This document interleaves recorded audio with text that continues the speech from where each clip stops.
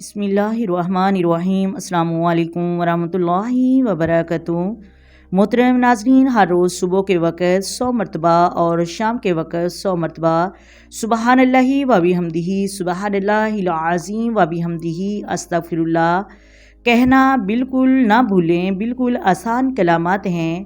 میں یہ سمجھتی ہوں کہ ہر شخص کو یہ کلمات یاد ہیں، اور 100 مرتبہ کہنے میں کتنا وقت لگتا ہے؟ 1 منٹ یا 1.5 منٹ کا عمل، اور اس کے فوائد کیا ہے آپ جان کر حیران ہو جائیں گے۔ ایک بہت ہی پیاری اور خوبصورت حدیث جو میں آپ لوگوں کے ساتھ شیئر کرنے چاہ رہی ہوں۔ 100 مرتبہ صبح کے وقت سبحان اللہ و بحمدہ، سبحان اللہ العظیم و بحمدہ، استغفر اللہ، اور 100 مرتبہ شام کے وقت کہنے کے کیا فائدے ہیں اور اس کی کیا فضیلت ہے۔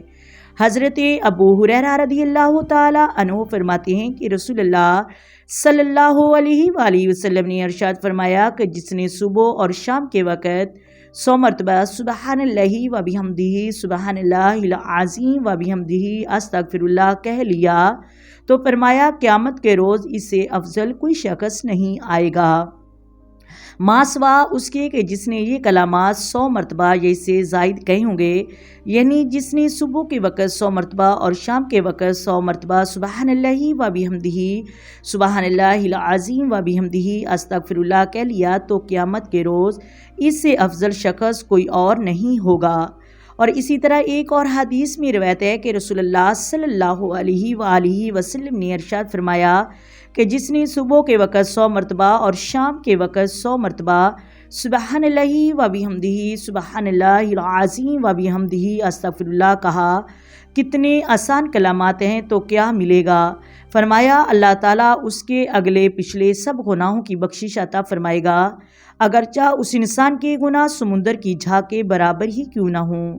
سمندر کی جھاگ جس کو ہم گن بھی نہیں سکتے، ہمارے گناہ تو گنے جا سکتے ہیں، لیکن سمندر کی جھاگ کے برابر بھی گناہ ہوں تو اللہ تبارک و تعالیٰ اس شخص کے گناہ معاف کر دے گا جو شخص صبح کے وقت 100 مرتبہ اور شام کے وقت 100 مرتبہ یہ کلمات کہہ لیں، سبحان اللہ و بحمدہ، سبحان اللہ العظیم و بحمدہ، استغفر اللہ۔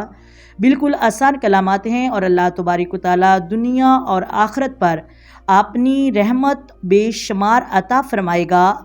امید کرتی ہوں آپ کو ویڈیو کی سمجھ آگئی ہوگی۔ اگر ویڈیو اچھی لگے ویڈیو کو لائک کر دیں، شیئر کر دیں اور چینل کو سبسکرائب کر دیں۔ آئیں مل کر آقا دو عالم نور مجسم سرور کائنات صلی اللہ علیہ وآلہ وسلم کی ذات پر درود و سلام کے نذرانے پیش کریں۔ الصلاۃ والسلام علیک یا سیدی یا رسول اللہ، الصلاۃ والسلام علیک یا سیدی یا حبیب اللہ، الصلاۃ والسلام علیک یا سیدی یا نبی اللہ، وعلی آلک وصحبک یا سیدی یا محمد رسول اللہ۔ محترم ناظرین، اپنی دعاؤں میں یاد رکھیے گا۔ اللہ حافظ۔